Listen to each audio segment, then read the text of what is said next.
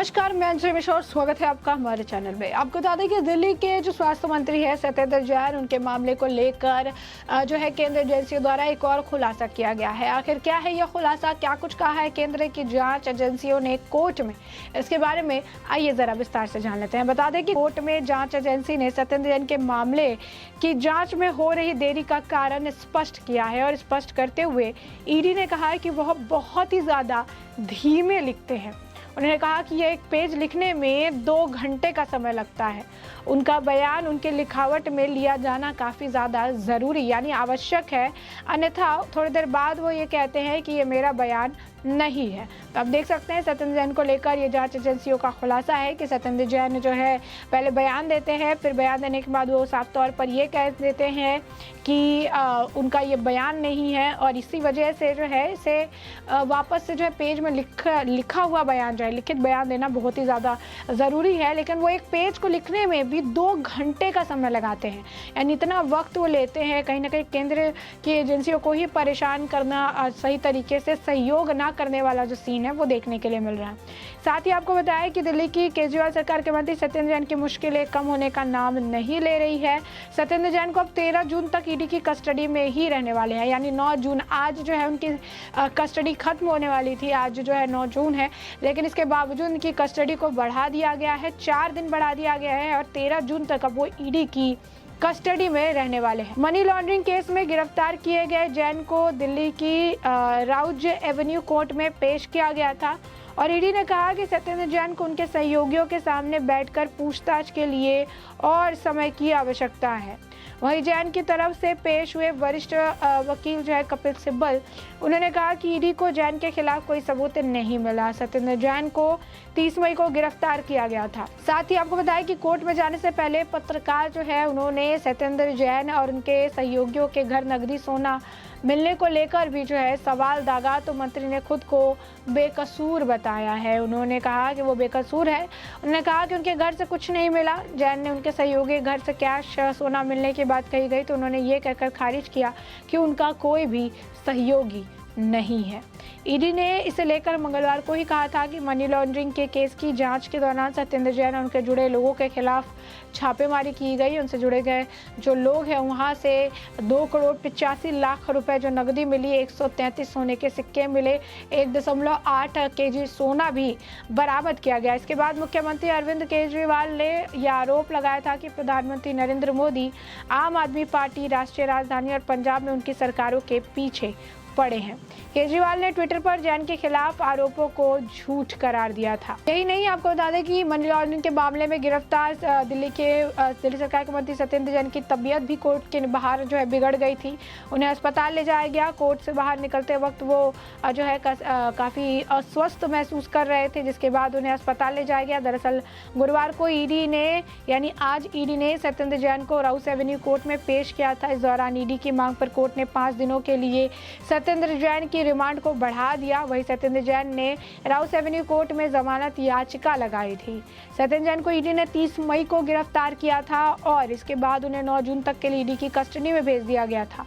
हाल ही में जिस तरीके से उनके सहयोगियों के पास से भारी सोने और जो नकदी पैसे हैं वो बरामद किए गए, उसके बाद जो है इस तरीके से बातें निकलकर सामने आई। गौरतलब है कि मनी लॉन्ड्रिंग केस में गिरफ्तार सत्येंद्र जैन में कई ठिकानों और ईडी की टीम छापेमारी कर रही है। वहीं दिल्ली सरकार के स्वास्थ्य मंत्री सत्येंद्र जैन के साथ ही हवाला ऑपरेटर्स के ठिकानों पर भी ताबड़तोड़ छापेमारी देखने के लिए मिली। बता दें कि मनी लॉन्ड्रिंग के आरोप में ईडी द्वारा गिरफ्तार किए गए अरविंद केजरीवाल के जो मंत्री हैं सत्येंद्र जैन, उनके कथित तौर पर 16 करोड़ से अधिक का धन संशोधन करने का मामला है। उनके परिवार के साथ जैन परिवार के 2 अन्य लोग भी इस व्यापक साजिश का हिस्सा होने के चलते ईडी की रडार पे है, जांच के दायरे में है।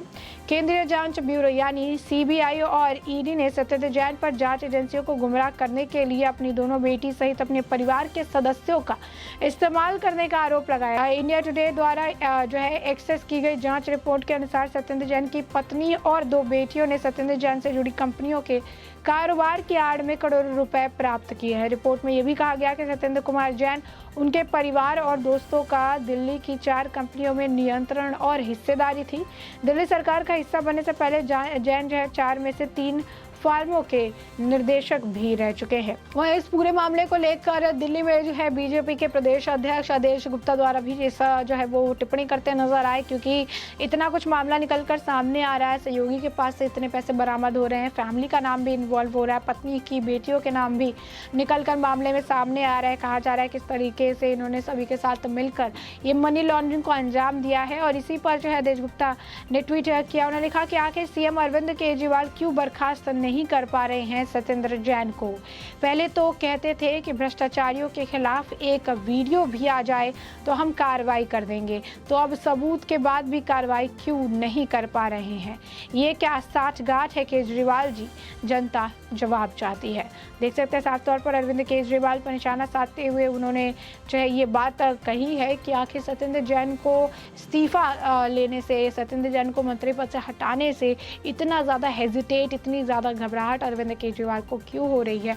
ये वही सत्येंद्र जैन है जिन्हें पद्म विभूषण देने की मांग अरविंद केजरीवाल कह रहे थे, कट्टर ईमानदार आदमी बता रहे थे, भगत सिंह से भी कंपैरिजन डाल दिया था, कह रहे थे कि इनकी पत्नी काफ़ी परेशान होगी, अभी तक के सबसे हिस्ट्री में सबसे जो है दिल्ली की हिस्ट्री में सबसे बढ़िया स्वास्थ्य मंत्री हैं, जिन्होंने मोहल्ला क्लिनिक का जो फॉर्मेट है वो लोगों को दिया। फिर उन्होंने ये भी कहा कि सत्येंद्र जैन जो है वो काफ़ी कोशिश कर रहे हैं चीज़ों को सही रखने के लिए, बहुत ईमानदार है।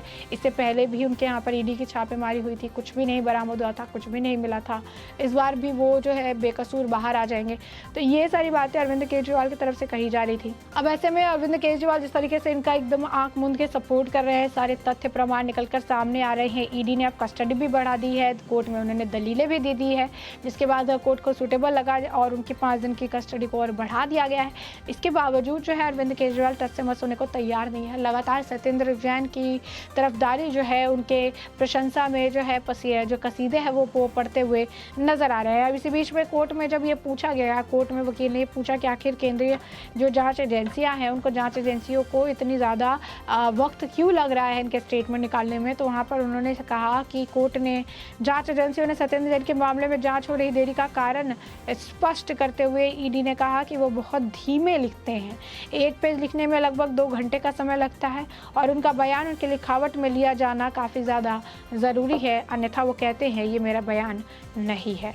तो अब देख सकते हैं एक स्ट्रैटेजी लग रहा है इनके तरफ से कि एक स्ट्रैटेजी के तहत हम चलना है, स्ट्रैटेजी के तहत आगे बढ़ना है। तो ये जो है पूरा मामला देखने के लिए मिल रहा है। बता दें सत्येंद्र जैन के मामले की जांच के दौरान हो रहे बड़े खुलासों के बाद जहां एक तरफ सत्येंद्र जैन के सहयोगी उनके खिलाफ बयान दे रहे हैं, तो दूसरी तरफ जांच के दौरान पता चला कि सत्येंद्र जैन और उनके सहयोगियों की कुछ कंपनियों की कुछ कंपनियां कोई काम ही नहीं करती थी, लेकिन तब भी उनमें कोलकाता से पैसे आए। वहीं दूसरी तरफ ईडी कस्टडी में सत्येंद्र जैन से उनकी हैंडराइटिंग में ही उनके सवालों के जवाब लिखवाए जा रहे हैं। ईडी सूत्रों के मुताबिक सत्येंद्र जैन मामले की जांच के दौरान ईडी से अब तक उनके अनेक सहयोगियों से पूछताछ भी कर चुकी है और जो पूछताछ किया उनके साथ कंपनियों के निर्देशक भी है, कुछ उनके रिश्तेदार भी जो है बताए जा रहे हैं। उनमें से एक सहयोगी वैभव जैन ने ईडी को मनी लॉन्ड्रिंग एक्ट के तहत दिए गए बयान में कहा कि कोलकाता की शेल कंपनियों को जो पैसा भेजा गया वो सत्येंद्र जैन द्वारा ही दिया गया था। तो देख सकते हैं उन्होंने कहा ध्यान रहे वैभव जैन वही शख्स है जिसने ठिकानों पर ईडी ने जो है बीते सोमवार को छापेमारी की और वहां से 41 लाख रुपए नगद और लगभग 1 किलो यानी 800 ग्राम सोना बरामद किया गया था। वहीं आपको बताया कि सीबीआई की एफआईआर में सत्येंद्र जैन के अलावा उनकी पत्नी पूनम जैन के अलावा अजीत प्रसाद जैन, उनके बेटे वैभव जैन के अलावा सुनील कुमार जैन और उनके बेटे अंकुश जैन को आरोपी बनाया गया है। आरोप है कि इसी पैसे को शेल कंपनियों के जरिए चेक बनाकर सत्येंद्र जैन और उनकी कंपनियों में भेज दिया गया है। ईडी सूत्रों के अनुसार ये भी कहा जा रहा है कि इस मामले में संजीदगी को देखते हुए ईडी हिरासत में मौजूद सत्येंद्र जैन से पूछे जा रहे सवाल के जवाब खुद सत्येंद्र जैन से लिखवाए जा रहे हैं, जिसमें वो बाद में अपने बयानों को मुकर ना सके। सूत्रों का ये भी कहना है कि आने वाले 4 दिनों में उनको अनेक लोगों से आमना सामना भी जो है करवाया जाएगा, जिसमें वैभव जैन समेत अन्य लोग शामिल हो सकते हैं। ध्यान रहे कि सत्येंद्र जैन को आज ईडी हिरासत समाप्त होने पर दिल्ली की राउंड एवेन्यू कोर्ट के सामने पेश किया गया था, जहां से दोनों पक्षों की दलील सुनने के बाद विशेष अदालत ने सत्येंद्र जैन के फिर से पूछताछ के लिए ईडी हिरासत में भेज दिया था। सत्येंद्र जैन को ईडी ने मनी लॉन्ड्रिंग एक्ट के तहत गिरफ्तार किया हुआ था। ऐसे में हमने आपको ये पूरा मामला बड़े विस्तार से बता दिया है। हमने बताया किस तरीके से उनकी कस्टडी बढ़ा दी गई है, साथ ही साथ हमने आपको बताया कि कस्टडी में क्या कुछ अब जो है किया जा रहा है, किस तरीके से सत्येंद्र जैन अपने बयान बदलते नजर आ रहे हैं, इसीलिए अब उनके हैंडराइटिंग में उनके सवालों के जवाब जो है लिखवाए जा रहे हैं। ऐसे में आपने ये पूरा मामला बड़े विस्तार से जान और समझ लिया है, और अब इस पूरे मामले पर आपकी भी जो राय हो हमें कमेंट सेक्शन में कमेंट करके जरूर साझा करें।